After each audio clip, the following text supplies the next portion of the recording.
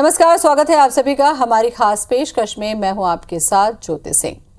Internet ने दुनिया की दूरी घटा दी है। अब हम पलक झपकते ही वर्चुअल वर्ल्ड की सैर कर सकते हैं। हजारों किलोमीटर दूर बैठे दोस्तों से वीडियो कॉल कर सकते हैं। उनसे अलग अलग फॉर्म में तमाम चीजें शेयर भी कर सकते हैं जो हमसे जुड़ी हैं। पर क्या कभी आपने ये सोचा है कि सोशल मीडिया हर इंसान की मेंटल हेल्थ को कैसे प्रभावित कर रहा है? और आज सोशल मीडिया लाइव सुसाइड का प्लेटफॉर्म बनता जा रहा है। आज के प्रोग्राम में इसी पर हम चर्चा करेंगे और जानेंगे कि सोशल मीडिया हमारी जिंदगी का कितना हिस्सा बन चुका है। उसके पहले ये रिपोर्ट।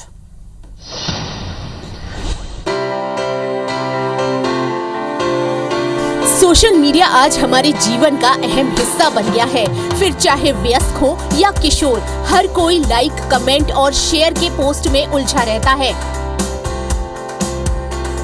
अब तो ग्रोइंग एज के बच्चे भी सोशल मीडिया के आदी होने लगे हैं। आज के दौर में सोशल मीडिया का क्रेज सबसे ज्यादा है। संचार क्रांति के युग में सोशल मीडिया अब आत्महत्या का प्लेटफॉर्म भी बनता जा रहा है। आए दिन लोग अपने सुसाइड वीडियो सोशल मीडिया पर शेयर करते रहते हैं, जिन्हें देखकर हर कोई शॉक्ड रह जाता है। इसमें बच्चों, बड़ों और बुजुर्गों के हर वर्ग के लोग शामिल हैं। ऐसी घटनाओं का ग्राफ समाज में तेजी से बढ़ रहा है। इसके पीछे की तो कई वजह हो सकती है, लेकिन सोशल मीडिया को पूरी तरीके से बैन नहीं किया जा सकता। ऐसे में सवाल है कि हम नई पीढ़ी को कैसे सोशल मीडिया के नेगेटिव इफेक्ट से बचाएं, कैसे ऑनलाइन सुसाइड के बढ़ते चलन को रोकें। यह रिपोर्ट IBC 24। तो हमारी इस खास पेशकश पर बातचीत करने के लिए हमारे साथ जुड़ रही हैं सबकॉन्शियस माइंड एक्सपर्ट रोमश्री आशीष। रोमश्री, बहुत बहुत स्वागत है आपका। नमस्कार और बहुत बहुत धन्यवाद। जो दर्शक इस वक्त हमारा कार्यक्रम देख रहे हैं और इससे जुड़ा कोई सवाल अगर आपके जहन में उठ रहा है तो आप इस वक्त हमें कॉल भी कर सकते हैं। हमारा नंबर लिख लें, हमारे रायपुर का कोड लगा लें 0771 और फ़ोन नंबर लिख लें 400877। तो अगले आधे घंटे तक हमारी ये फ़ोन लाइन ओपन रहेगी। तो चलिए शुरुआत आज हम करते हैं। हमारे साथ में रोम से जुड़ चुकी हैं। रोम, सबसे बड़ा सवाल यही है कि सोशल मीडिया ये जो प्लेटफॉर्म आया, जो हमें दिखता तो नहीं लेकिन ये इतना बड़ा प्लेटफॉर्म है कि ये हमारे जीवन को प्रभावित कर रहा है। इसमें हम बहुत सारी चीज़ें सीख रहे हैं, बहुत सारी चीज़ें देख रहे हैं। आपको लगता है कि इतना कुछ जान लेना, सीख लेना, क्या इसका बुरा असर भी हो सकता है? बिल्कुल, जो सबसे पहले आपने कहा कि इतनी सारी चीज़ें, तो बिल्कुल मैं एग्री करती हूँ कि ये ओवर फीडिंग ऑफ इंफॉर्मेशन और जो बम्बार्डमेंट ऑफ इंफॉर्मेशन है, ऐसी जानकारी जिसकी शायद हमें ज़रूरत है या ज़रूरत नहीं है, तो दोनों ही बहुत बड़ी मात्रा में 24 घंटे हमारे मन में, हमारे अवचेतन मन में ऑडियो विजुअल के रूप में लगातार आई चली जा रही है। और अगर हम यूथ को देखें या किसी भी वर्ग के मनुष्य को देखें तो कोई कंट्रोल नहीं है, नियंत्रण नहीं है कि हमें, हमारे लिए, हमारे जीवन के विकास के लिए क्या ज़रूरी है और क्या ज़रूरी नहीं है। तो जो आपने कहा बुरा असर, तो मैं मानती हूँ कि हाँ, अच्छी चीज़ें बहुत है, बहुत खूबसूरत चीज़ है सोशल मीडिया, अगर हमें पता हो कि हम यहाँ क्यों हैं। पर अगर उद्देश्य नहीं पता हो तो ये सचमुच बहुत बुरा असर ज़रूर डाल सकती है। बिल्कुल। आप सबकॉन्शियस माइंड एक्सपर्ट हैं रोमश्री। यहाँ पर मैं आपसे एक सवाल करूँगी कि जैसे आप देखिए कि बहुत सारा ट्रैफिक है, बहुत सारी गाड़ियाँ आने जानी होती है तो यातायात बाधित हो जाता है। ऐसे अगर इतनी सारी इन्फॉर्मेशन, चाहे वो पॉजिटिव हो, नेगेटिव हो, चाहे किसी भी तरीके की हो, लगातार हमारे ब्रेन पे जा रही है, आपको लगता है कि सबकॉन्शियस माइंड पर इसका स्ट्रेस पड़ता है? इसकी वजह से हमको जो इन्फॉर्मेशन या जो चीज़ अच्छी मिलनी चाहिए उस पर कहीं ना कहीं ट्रैफिक जाम होता है? बिल्कुल बिल्कुल, क्योंकि मैं सबकॉन्शियस माइंड से जुड़ा हुआ काम कर रही हूँ, थेरेपिस्ट हूँ, तो उस एंगल से मैं आपको बताना चाहूँगी कि जो इन्फॉर्मेशन है वो हमारे पास हमारी पांचों इंद्रियों से आ रही है, आंखों से आ रही है, कानों से आ रही है। और क्योंकि सोशल मीडिया जो है वो स्क्रीन्स के बारे में, चाहे वो मोबाइल की स्क्रीन है, लैपटॉप की स्क्रीन है, टैबलेट्स की स्क्रीन्स हैं, तो हमारे अवचेतन और चेतन मन के बीच में एक फिल्टर लेयर होती है जिसको हम क्रिटिकल फिल्टर लेयर कहते हैं, जो इस सारी इंफॉर्मेशन को फिल्टर करती है कि हमारे लिए क्या ज़रूरी है। अदरवाइज हमारे वातावरण से इतनी सारी आवाज़ें आती हैं, वो सारी अवचेतन मन में एंट्री मिल सकती है उनको, पर फिल्टर लेयर उसको फिल्टर करता है। जैसे चाय को आप छानते हैं तो वैसे उसे छानता है और ये निर्णय लेता है क्या महत्वपूर्ण है, मगर फिल्टर लेयर विजुअल्स को फिल्टर नहीं कर सकती। वो बाकी सभी विचारों को, आवाज़ों को फिल्टर कर सकती है, पर जो आप आंखों से देख रहे हो उसको फिल्टर नहीं कर सकती। तो आप सोच सकते हैं कि सोशल मीडिया जिस पर 24 घंटे हमारी आंखें गड़ी हुई हैं और वो सारी की सारी इंफॉर्मेशन, चाहे वो महत्वपूर्ण है या नहीं है, हमारे अवचेतन मन में बैठती चली जा रही है और बहुत सूक्ष्म रूप से हमारे जीवन के निर्णयों को वो प्रभावित कर रही है। और हमारी चॉइसेस, चाहे वो हमारी शॉपिंग की चॉइसेस हो, चाहे हमारे जीवन के छोटे छोटे निर्णय हो या बहुत बड़े निर्णय हैं, दोनों को ही प्रभावित कर रही है। और हमें पता भी नहीं होता हमने वो फैसला लिया क्यों, सिर्फ इसलिए क्योंकि वो बहुमत में है, क्योंकि वो ट्रेंड में है तो हम कोई चीज को चुन लेते हैं, और क्योंकि कोई चीज ट्रेंड में नहीं है तो हम उसे बहुत ही अवचेतन तल पर छोड़ देते हैं कि ये ट्रेंड में नहीं है। रोमशी, यहाँ पर अभी तक हमने देखा कि जब ये सोशल मीडिया आया, चाहे फेसबुक की बात करिए, चाहे इंस्टा की बात करिए, चाहे ट्विटर की बात करिए, बहुत सारे ऐसे प्लेटफॉर्म जिसका जिक्र हम लगातार कर रहे हैं और बहुत सारे तो ऐसे हैं शायद उसकी जानकारी मुझे है भी नहीं। ये जब चीज़ें आती हैं तो एक लोगों को अपने आप को प्रेजेंट करने का एक जो नशा सा, देखिए आप फोटो खिंचा रहे हैं, सेल्फी खिंचा रहे हैं, वीडियो कर रहे हैं, उस पर लाइक डिसलाइक की वजह से भी उनके ऊपर असर पड़ने लगा है। तो आपको लगता है कि इतना बड़ा प्लेटफॉर्म अपने आप को जब दिखाने की इच्छा व्यक्ति करता है और उसको वो नहीं मिलता, तो फिर यहाँ से एक हताशा भी जन्म लेती है, भले ही आभासी दुनिया है, वर्चुअल दुनिया है। बिल्कुल बिल्कुल, आपने सही कहा कि यहाँ पर जो एक सोशल मीडिया हमें कनेक्ट तो कर रहा है पूरी दुनिया से, कुछ सेकंड्स में हम कनेक्ट हो जाते हैं, बहुत अच्छे और महत्वपूर्ण लोग भी हमें मिलते हैं सोशल मीडिया पर आप देखेंगे कि सोशल मीडिया की कनेक्टिविटी में कहीं ना कहीं आत्मीयता जो है वो खालिस नहीं है, वो शुद्ध नहीं है, क्योंकि सोशल मीडिया पर प्रेजेंटेशन जो है वो एक महत्वपूर्ण फैक्टर है। अगर मेरे जीवन में कोई अचीवमेंट है, छोटी या बड़ी, या वो कोई बर्थडे है, कोई भी चीज है, तो वहां पर हम ज्यादा उसको दिखाने का प्रयत्न करते हैं। पर जब हम ये देखते हैं कि अगर मेरे जीवन में कोई उदासी भरा क्षण है, कोई ऐसा क्षण है जहां पर शायद मैं उदास हूं, तो वो मैं कभी सोशल मीडिया पर पोस्ट ना करूं। तो कहीं ना कहीं ये जीवन का बहुत महत्वपूर्ण हिस्सा है, पर हमें याद रखना पड़ेगा कि ये सिर्फ एक हिस्सा है। बिल्कुल, और हिस्सा है और ये सच्चाई नहीं है। अर्चना जुड़ चुकी है पन्ना से हमारे साथ में। अर्चना, स्वागत है आपका, सवाल पूछिए। मैम, ये सवाल पूछना चाहते हैं, जो इंस्टाग्राम है, ये सोशल मीडिया में ये और भी अदर जैसी ऐप वगैरह है, इन पे बच्चे इतने गेम खेलते हैं और ऊटपटांग लोगों से जुड़ जाते हैं, वो लोग जैसी सलाह देते हैं वैसा करते हैं। तो इसके लिए क्या किया जाए कि बच्चे गलत कदम ना उठाएं? बिल्कुल, बच्चे चूंकि बड़े हो रहे हैं, अभी उनकी एज ऐसी है, तो इसके लिए क्या किया चलिए, मैं जाए? आपका सवाल समझ पा रही हूँ। अर्चना जी का सवाल शायद रोमसी आपने भी समझा होगा, क्योंकि सोशल मीडिया या जो इंटरनेट की दुनिया है, इसमें बहुत सारी चीज़ें उम्र से पहले आपको मिल रही है, गलत लोगों की संगत मिल जा रही है, जिससे बच्चे गलत कदम भी उठा लेते हैं। आपको लगता है फिर इन सब चीज़ों को रोका कैसे जाएगा, क्योंकि ये आज इजीली अवेलेबल है सबके पास? श्रुति हमारे साथ में जुड़ चुकी है, कॉलर हैं। श्रुति, क्या सवाल है, पूछें। नमस्ते मैम। हाँ जी, नमस्ते, बोले।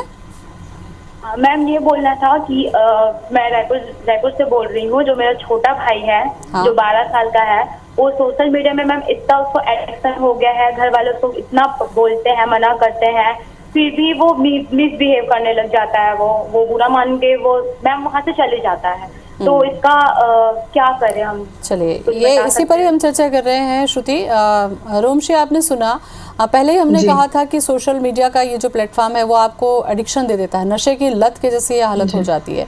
फिर आखिर इससे बचाव कैसे हो, कैसे दूर रख पाएं?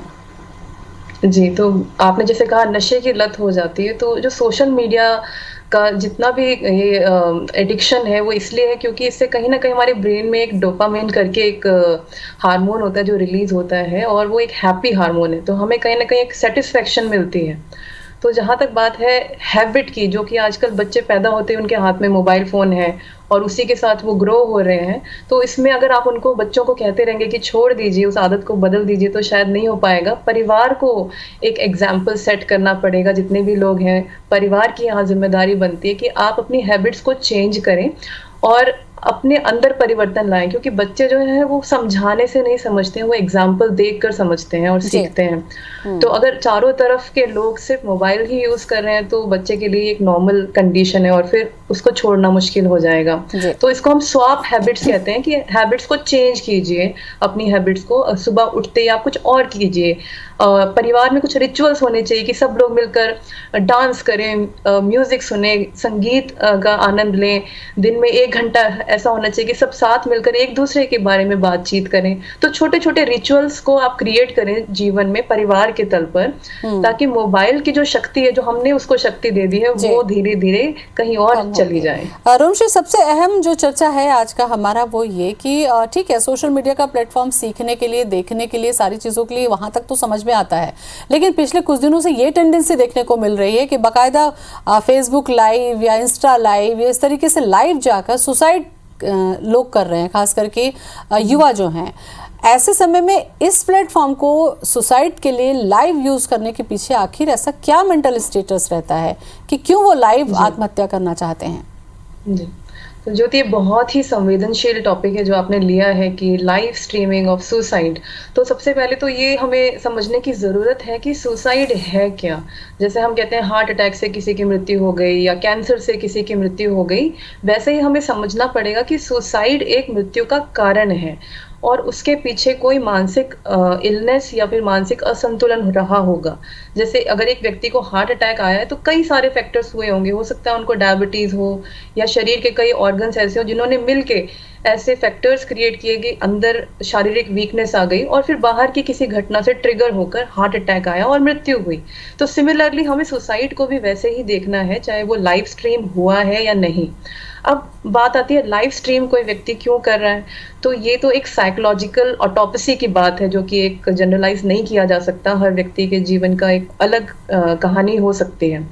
पर अगर कुछ मुख्य कारण, अगर फैक्टर्स मैं आपको बताऊं, तो जो हम मानव लोग हैं, हम लोगों की बेसिक जो ज़रूरतें हैं उसमें से सबसे बड़ी 2 बेसिक ज़रूरतें हैं। वो है सेंस ऑफ बिलोंगिंगनेस, कि हम किसी से जुड़े हैं, और दूसरा सेंस ऑफ बीइंग हर्ड, कि किसी ने हमारी कहानी सुनी है।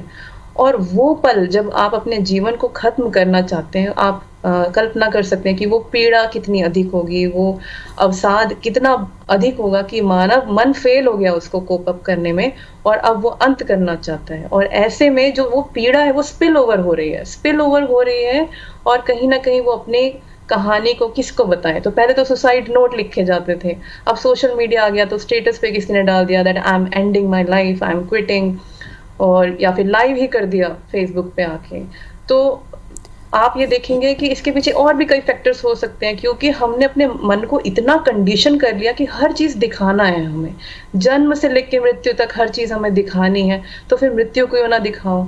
और इसके पीछे एक और कारण भी हो सकता है जो हम कोट पढ़ते आते हैं, हर्ट पीपल, कि जो व्यक्ति पीड़ा में है वो उस पीड़ा को दूसरों तक पहुंचाना चाहता है। कहीं ना कहीं जो हेल्पलेसनेस, जो असहाय होने की भावना वो महसूस कर रहा है, वो समाज को दिखाना चाहता है कि देखो अब मैं तुम्हें हेल्पलेस महसूस कराता हूँ। तो एक फैक्टर नहीं, इसके पीछे अनगिनत फैक्टर हो सकते हैं। और सबसे मुख्य फैक्टर है जो कंडीशनिंग बचपन से हमारे यूथ की होती जा रही है कि हर चीज़ तमाशा है, तो अब ये भी दिखाना है। और कहीं ना कहीं ये एक सबकॉन्शियस माइंड का तरीका है उस समाज से बदला लेने का कि तुम सब एक दूसरे से जुड़े हो, मगर आत्मीयता खालिस नहीं है, शुद्ध नहीं है। बिल्कुल, बहुत अहम बात है रोमश्री कि फेसबुक पे दोस्त बहुत है, इंस्टा पे आपके फॉलोअर्स बहुत हैं, लेकिन आपका अपना उसमें से शायद ही कोई एक भी निकल पाए तो बड़ी मुश्किल होगी। लिंकी जुड़ चुकी है हमारे साथ में, क्या सवाल है लिंकी आपका?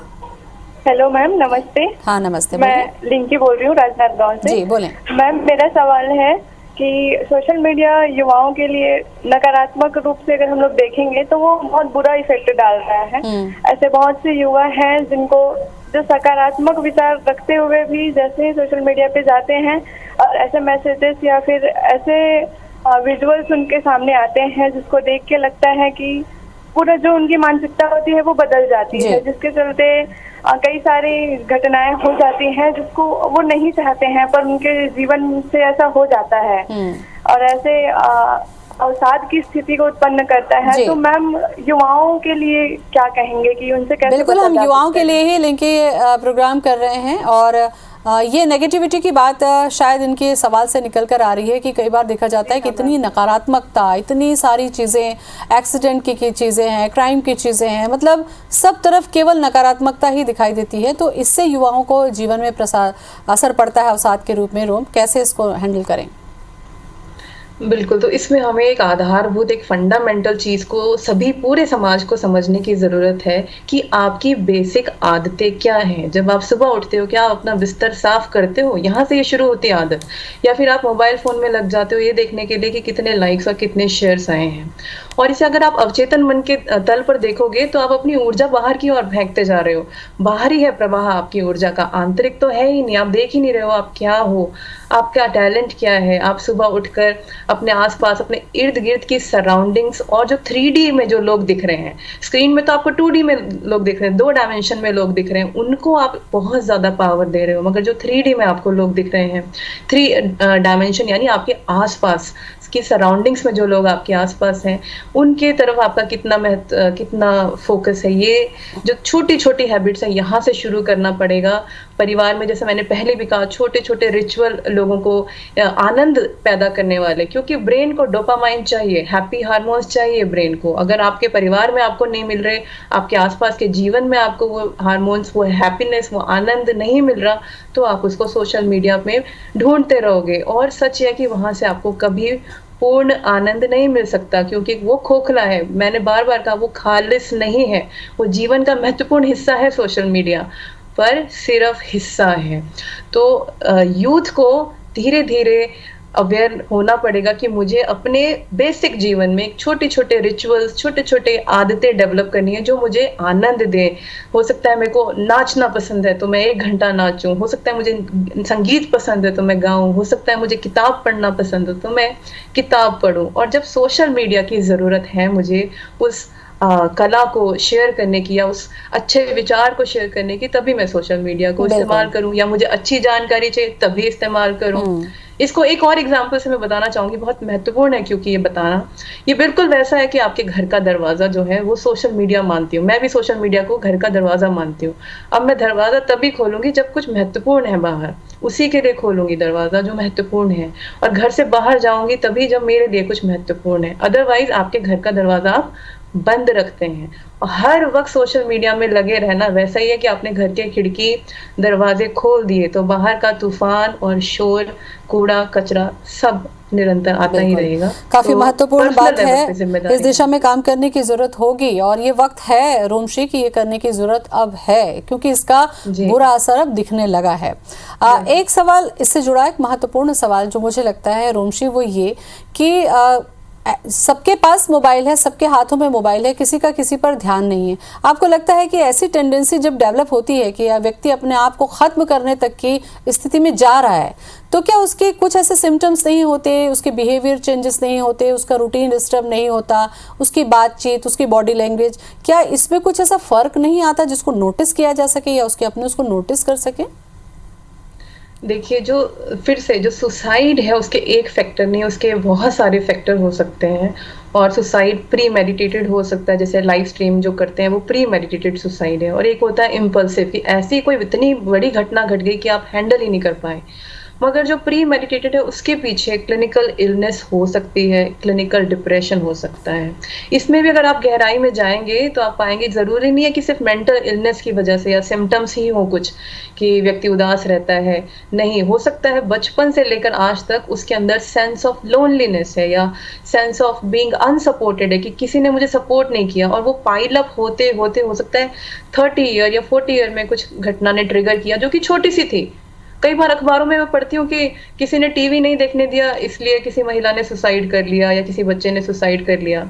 नहीं, वो ये टाइटल गलत है कि टीवी देखने से नहीं, वो व्यक्ति पता नहीं कितने सालों से किसी चीज को अपने अंदर, किसी भावना को जो नेगेटिव थी उससे पाले जा रहा था, दबा के बैठा था, क्योंकि अवेयरनेस नहीं है मेंटल हेल्थ के बारे में, तो हील नहीं हो पाया और एक दिन ब्रेक डाउन हो गया। बिल्कुल। चूंकि अब समय कम है हमारे पास में रोमशी, मुझे लगता है आप सबकॉन्शियस माइंड एक्सपर्ट हैं और सबकॉन्शियस माइंड का हमारी लाइफ में बहुत बड़ा रोल होता है, तो इसको हम किस तरीके से हथियार के तौर पर इस्तेमाल करें कि ये हमारी सेहत के लिए, ये जो सबकॉन्शियस माइंड है वो काम करे और अच्छी चीज़ों के लिए लड़े? बहुत अच्छी बात आपने कही कि हथियार की तरह, तो सबकॉन्शियस माइंड भी एक हथियार है हमारा और सोशल मीडिया भी। और हम सोशल मीडिया के खिलाफ नहीं है। सोशल मीडिया, जैसे पहले भी मैंने कहा, बहुत खूबसूरत चीज है। मैं और आप भी शायद सोशल मीडिया की वजह से मिले और बहुत महत्वपूर्ण लोग भी मिले। अवचेतन मन को आप ऐसा समझे जैसे एक स्पॉन्ज है जो पानी को सोख लेता है। तो अब आपका जो सबकॉन्शियस माइंड है हर वक्त एक्टिव है, हर वक्त वो स्पॉन्ज की तरह जानकारियों को अपने अंदर भरता जा रहा है। इसीलिए आपकी हर सर्च को एल्गोरिथम जो है एल्गोरिथम में कन्वर्ट कर दिया जाता है और आप यूज होते हैं। आपको लगता है आप यूजर हैं, नहीं, आप यूज हो रहे हैं और आपकी चॉइसेस को प्रभावित किया जा रहा है। तो अपनी शक्ति को बाहर से अंदर की ओर ले आए, अपने सेंटर को अपने अंदर ढूंढे और पूरी शक्ति पावर अपने अंदर रखें कि मुझे इस स्पॉन्ज को क्या फीड करना है, कौन सी चीजें जो मेरे विकास के लिए अच्छी है। तो मेडिटेशन से जुड़ी चीजें ढूंढिए, पॉजिटिव थिंकिंग ढूंढिए, अपने अंदर ढूंढिए क्या स्किल है, क्या कला है, और इसे लाइक माइंडेड लोगों के साथ शेयर कीजिए।